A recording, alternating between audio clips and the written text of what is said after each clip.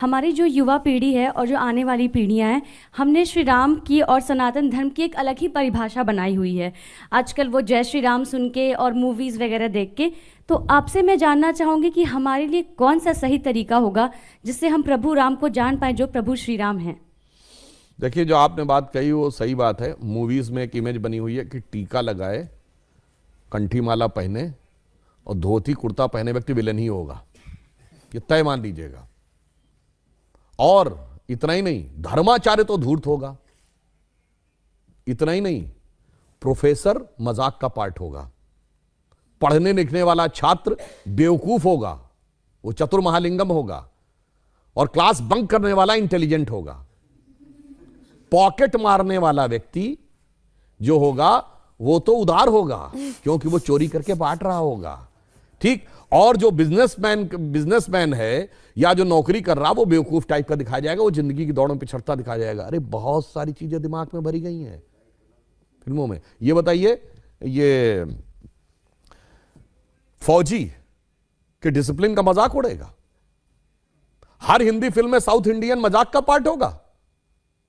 हम लोग के जन्म के आसपास के जमाने की फिल्म वो कौन सी थी, पड़ोसन, मास्टर पिल्लई, एक चतुरनार करके सिंगार, वो भी मजाक के पार्ट होंगे। और अभी इधर कौन सी फिल्म थी, इसमें खजाना खोजने के लिए जाते हैं, जिसमें वो कहता है कि गोवा तक पहुंचने के लिए कितना टाइम लगेगा। उसने कहा जब तक नाम बताऊंगा तो बता देगा, श्रीनिवास, वेंकटेश, फलाना, अय्यर, उसका ही मजाक। भाई ये क्या है, उत्तर दक्षिण में लड़ाना है।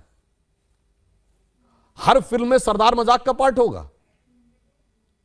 बहुत बड़ा षड्यंत्र था, ये एक लेफ्टिस्ट एजेंडा था। और इसमें मैं ये नहीं कह रहा हूं कि इस फिल्म वालों ने जान के किया है, वो तो बेचारे खुद भी नहीं जानते। उनका माइंडसेट ऐसा कि उसके टूल बन गए।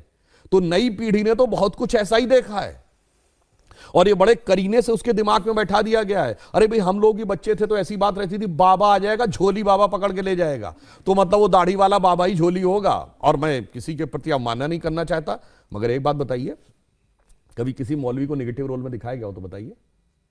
इवन आतंकवाद वाली फिल्मों में भी उसको करेक्टर रोल में दिखाया जाएगा। यह सोचने की बात है।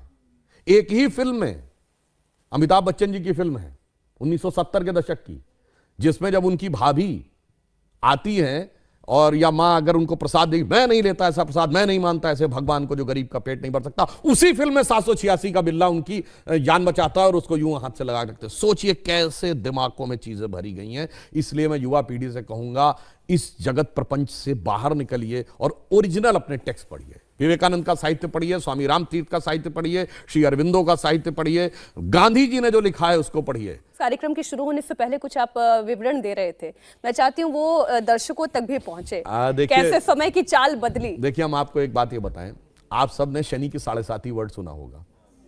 ये 7.5 का मतलब क्या होता है? शनि एक राशि पे 2.5 साल रहता है और वो इतना शक्तिशाली, जिसे ढैया कहते हैं आप, एक उसकी इतना शक्तिशाली होता है कि एक राशि आगे और एक राशि पीछे तक इंपैक्ट रखता है। यानी कोई बहुत पावरफुल है तो उसका इंपैक्ट एक स्टेप आगे एक स्टेप पीछे। तो 2.5, 2.5, 2.5, 7.5।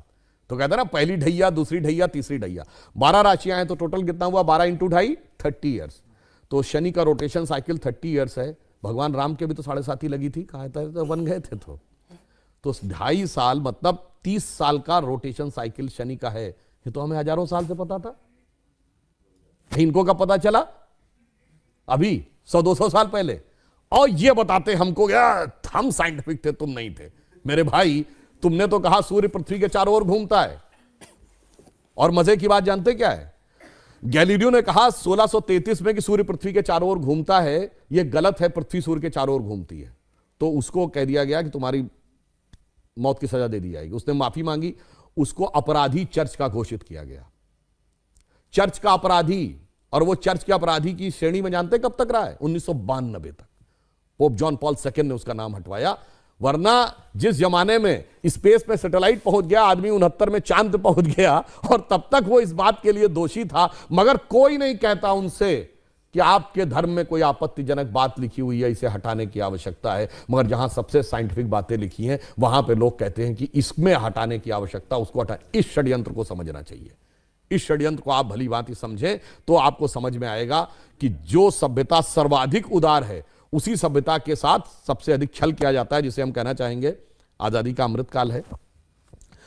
तो हम कहते थे ना, हो गए हैं स्वप्न सब साकार कैसे मान ले हम, टल गया सर से व्यथा का भार कैसे मान ले हम, राष्ट्र को है लोग भूले, स्वार्थ है युग मंत्र सारा, वर्ग जाति विभेद की अब बह रही है कलुष धारा, इस अमा के तिमिर को, यानी अमा अंधकार, तिमिर मतलब अंधकार, रात्रि के अंधकार को अब अरुणिमा क्या मान ले हम, टल गया सर से व्यथा का भार कैसे मान ले हम। और आगे की लाइन सुनिए, वो महत्वपूर्ण है, वेशवाणी तत्व दर्शन दूसरों से यह सभी ले, विकृति को हम ग्रहण करते निज प्रकृति को आज भूले, इस विदेशी नकल को अब अस्मिता क्या मान ले हम, हो गए हैं स्वप्न सब साकार कैसे मान ले हम। इसीलिए मोदी जी ने क्या कहा है, अमृत काल के जो 5 प्रण हैं उनमें पहला है भारत को विकसित राष्ट्र बनाना है, दूसरा है गुलामी की मानसिकता के हर प्रभाव से अपने को मुक्त करना है, और तीसरा है अपनी विरासत पे गर्व करना है। इसीलिए गुलामी की इस मानसिकता से बाहर निकलिए तो नया भारत दिखेगा, जिसके लिए हम कह सकते हैं कि स्वप्न देखा था कभी वो आज हर धड़कन में है और एक नया भारत बनाने का इरादा मन में है।